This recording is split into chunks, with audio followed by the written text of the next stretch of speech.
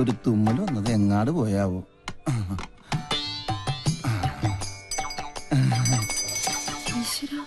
അക്കരെ ഇക്കരെ നിന്നാലെങ്ങനെ ആശ തീരും, സ്വഹ ആശ തീരും. ഒന്നുകിലാങ്കിളി അക്കരേക്ക് സ്വഹ, അല്ലെങ്കിൽ പെൺകിളി ഇക്കരേക്ക്, അല്ലെങ്കിൽ ആങ്കിളി അക്കരേക്ക്. എന്റെ പെങ്ങൾക്കും അളിയനും ഇങ്ങനെ അക്കരെ ഇക്കരെ നോക്കി ജീവിതം തൊലക്കേണ്ട ഗതികേടായി പോയല്ലോ ദൈവമേ. പാവം, ഒന്നും കഴിച്ചു കാണില്ല. അനുഭവിക്കട്ടെ. ശുദ്ധനായ നമ്മുടെ അച്ഛനെ ഇങ്ങനെ ഒറ്റ ദിവസം കൊണ്ടാ മൊട്ടനാക്കി മാറ്റിയത്.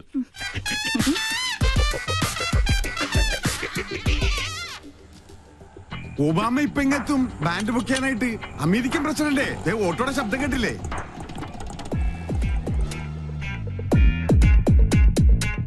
മോൾക്ക് സ്കൂളിൽ പോണ്ടേ? ഇങ്ങനെ മടിച്ചായാലോ?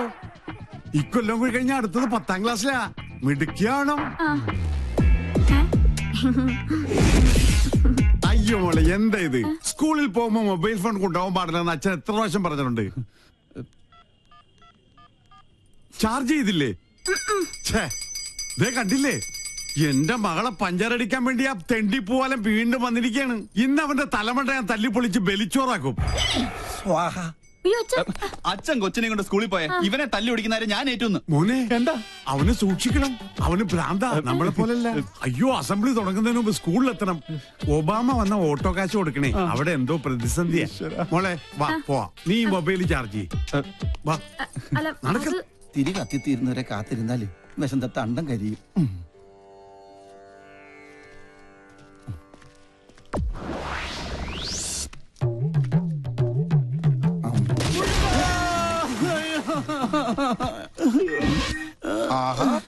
അയ്യോ, എന്തിനാ റോട്ടിൽ കിടക്കണത്? വീട്ടിൽ പോയി കിടന്നൂടെ?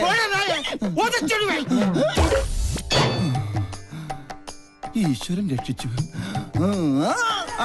വന്നല്ല വാനര സംഘം. മാറി മാറി മാറി, ആരും അടുത്തേക്ക് വരരുത്. വിഘ്നേശ്വരനുള്ള നിവേദ്യമാണ്. ഉന്നം പിഴച്ചാൽ എന്റെ അന്നം മുട്ടും. ഒരു അപേക്ഷയുണ്ട്, ആർക്ക് കിട്ടിയാലും പാതി എനിക്ക് തരണം. ഇതെന്റെ ബ്രേക്ക്ഫാസ്റ്റാ.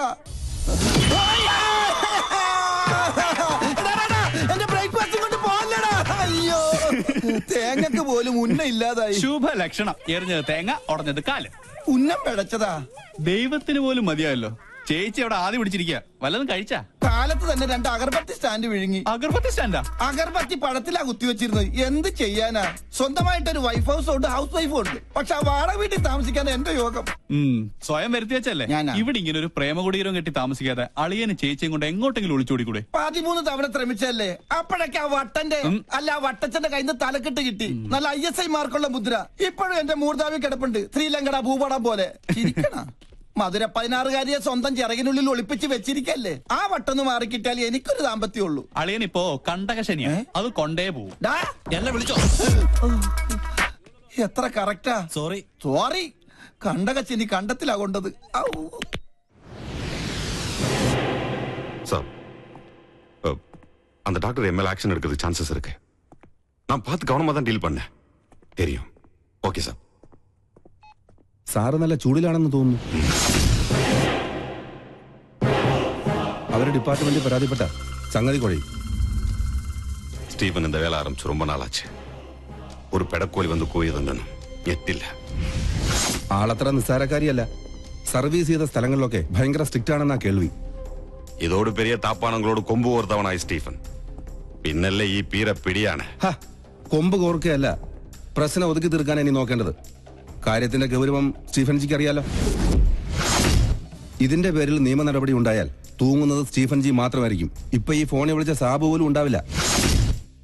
ആ ഡോക്ടർ ലീഗലായി മൂവ് ചെയ്യുന്നതിന് മുമ്പ് എങ്ങനെയെങ്കിലും അവരെ ഒന്ന് സ്വാധീനിക്കാൻ നോക്ക്.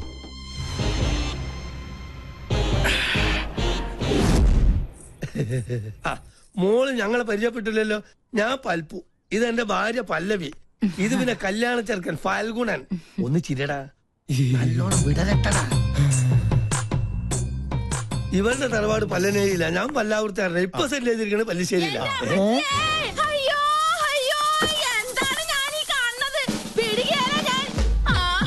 എന്താ അറിയില്ല. ആരാ? എന്താപ്പത്? അളിയ പങ്കൻ ഓവറാക്കൂ. എന്നാ പങ്കന്റെ എല്ലാം ഒടിഞ്ഞത് തന്നെ. കല്യാണം മുടക്കണ കേസാണ്. നിങ്ങൾ ആരാന്നാ ചോദിച്ചത്? ഈ കൊച്ചിന്റെ അച്ഛനോട് ചോദിക്കും. എന്താ പറഞ്ഞേ? മോനെ എന്തേ കേക്കണേ? സത്യമായിട്ട് എനിക്കൊരു അറിയില്ലമ്മേ. അറിയില്ലല്ലേ?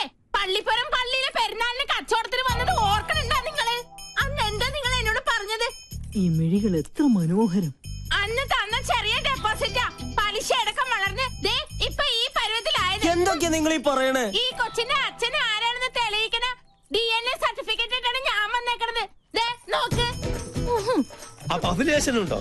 ഉണ്ടല്ലോ മിസ്റ്റർ അച്ഛൻ. We are in. കൂടുതൽ തെളിവിന് ഞങ്ങളുടെ കൊച്ചിന്റെ കുണ്ട പോലെ നിക്കണ ഈ പല്ല് തന്നെ ധാരാളാണ്. അല്ല ഇതെന്താ പകർച്ചവ്യാധിയോ? ഏതായാലും എന്നെ പൈതൃകം തെളിയിച്ചു. മോളെ മുത്തച്ഛനടുത്ത് വന്നേ. ഉണ്ടായിടാ ഇറങ്ങടോ ഇവിടുന്നു. ഒരു പല്ലം ഫാമിലി വന്നിരിക്കുന്നു. അല്ല ഞങ്ങൾ കൂടുതലൊന്നും പറയണ്ട. ക്യാമറ വേഗം ചെല്ലളിയാ. ആരും പ്രശ്നം ഉണ്ടാക്കല്ലേ. ആ വരണം വരണം. ചേട്ടാ ക്ഷമിക്കണം, ഞങ്ങൾ കളേഷോയുടെ ആൾക്കാരാ. ഈ നിൽക്കുന്നതാണ് ഞങ്ങളുടെ ആങ്കർ പിങ്കി. അയ്യോ അമ്മേ, പിങ്കി. എന്റെ ഈശ്വര, എനിക്കിത് വിശ്വസിക്കാൻ പറ്റുന്നില്ല. സോറി, ഈ നല്ല മുഹൂർത്തത്തിൽ തന്നെ നിങ്ങളിങ്ങനെ മണ്ടം കളിപ്പിച്ചതിൽ ക്ഷമിക്കണം. TV കണ്ടിട്ടേ ഉള്ളൂ, നേരിട്ട് കണ്ട ആദ്യമായിട്ടാ. എന്തായാലും ചെക്കൻ അച്ഛൻ ഞങ്ങൾക്ക് വേണ്ടി ഒരു മണ്ടൻ കിരീടണിയണം.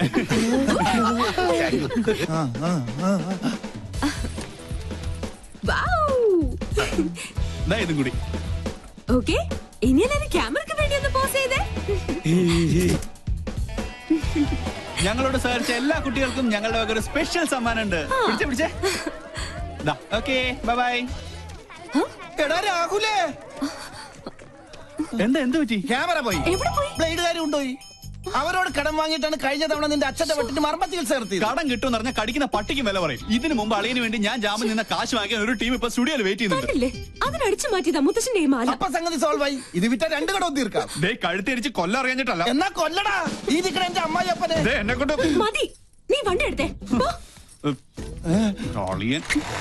എത്രയും പെട്ടെന്ന് ക്യാമറ കൈപ്പറ്റിയില്ലെങ്കിൽ ഇന്നത്തെ എപ്പിസോഡ് മുടങ്ങും. എന്ത് ചെയ്യാനാ? കാസറ്റോ അതിലായി പോയി. ഓരോ ദിവസം ഓരോ പുലിവാലായിട്ട് ഇറങ്ങിക്കോളൂ.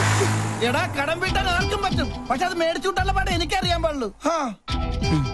ഈ ജട പണയം വെച്ച വല്ലതും കിട്ടുവോ? കുട്ടിരാമ, മാലയോ പോയി.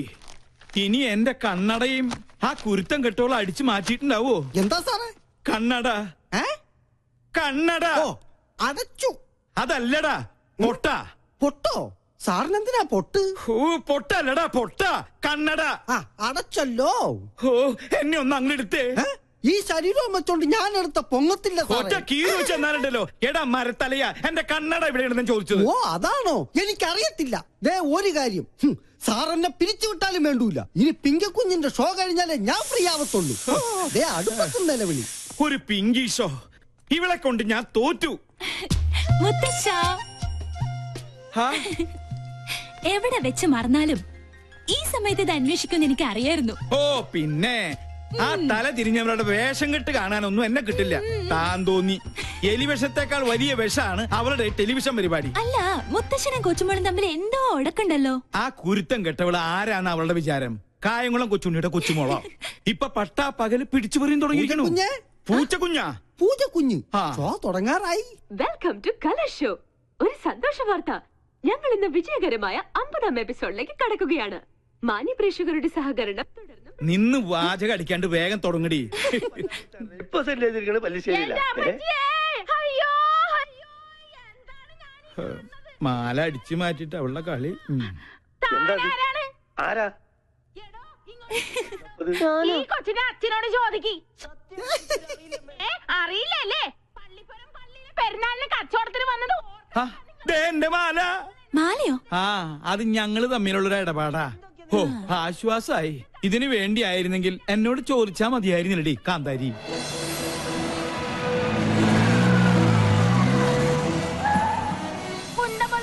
ഈ പല്ല് തന്നെ ധാരാളം.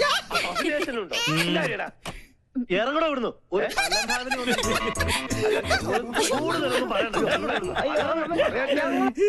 അടുക്കളയിൽ ജോലിയൊന്നുമില്ലേ?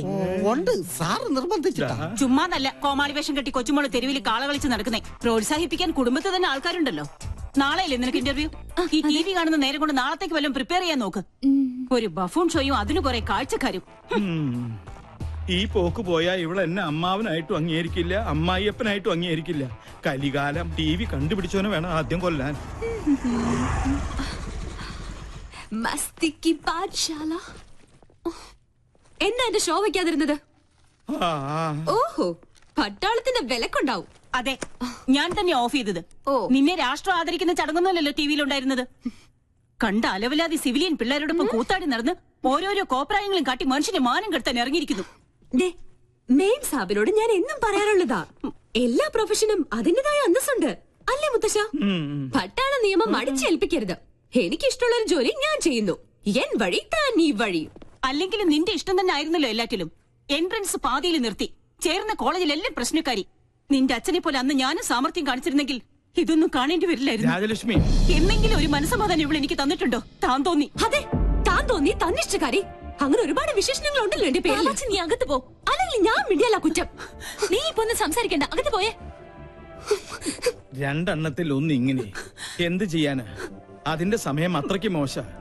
ജോത്സ്യം തന്നെ പറഞ്ഞതല്ലേ. സമയദോഷത്തിന്റെ പേരും പറഞ്ഞു വല്യമാമ തന്നെ അവൾക്ക് വളം വെച്ച് കൊടുക്കുന്നത്. നിഷേധിക്കുന്നില്ല, ഇത്തിരി ശാസനയുടെ കുറവുണ്ട്. ഇപ്പൊ തന്നെ അത് ശരിയാക്കി തരാം. എടി പിങ്കി, പിങ്കി, നീ കുറെ ദിവസമായി തുടങ്ങിയിട്ട്.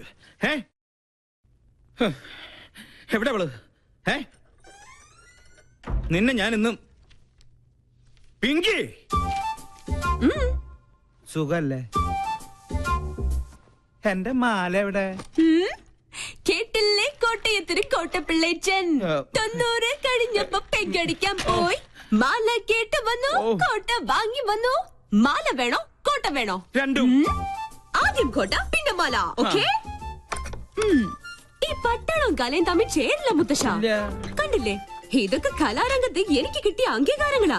വേണേ കൊണ്ട ഒരു കല പോലും പട്ടാളം രാജലക്ഷ്മിയുടെ ജീവിതത്തിലുണ്ടോ? അസൂയ, പെരുന്തച്ചൻ സിൻഡ്രം.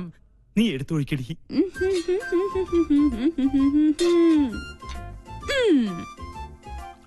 കപ്പ് നിറഞ്ഞില്ലേട്ടാ. ഇത്തിരി നിറഞ്ഞ മതിട്ടോ. വെള്ളം അധികം വേണ്ട, വെള്ളത്തിന്റെ കുത്തിനിക്ക് പിടിക്കില്ലേ. മതി മതി. മോളെ ഇങ്ങോട്ട് വന്നേ. നീ നിന്നോട് പല പ്രാവശ്യവും ഞാൻ ചോദിക്കണം ചോദിക്കണം എന്ന് വെച്ച് വിചാരിച്ചിരിക്കുകയായിരുന്നു.